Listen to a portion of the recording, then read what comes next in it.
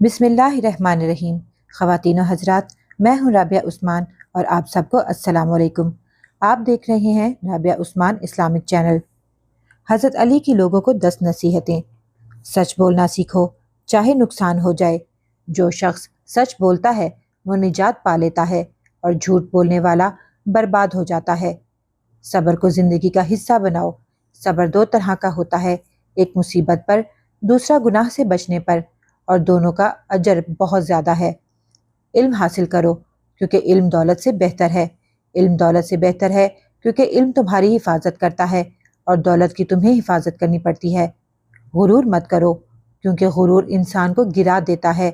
तकब्बुर करने वाला खुद को ऊंचा समझता है, लेकिन अल्लाह के नज़दीक वो सबसे नीचा होता है।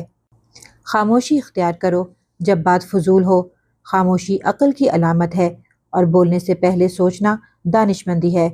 नेकी करो ख्वाह छोटी हो। नेकी को मामूली मत समझो क्योंकि वही नेकी तुम्हें जन्नत के करीब कर सकती है। लोगों के ऐब छुपाओ, अल्लाह ताला तुम्हारे ऐब छुपाएगा। जो बंदा किसी के ऐब छुपाता है, अल्लाह ताला इसके 70 ऐब दुनिया और आखिरत में छुपाता है। गुस्से को काबू में रखो। गुस्सा अकल को खा जाता है और फैसले को खराब कर देता है।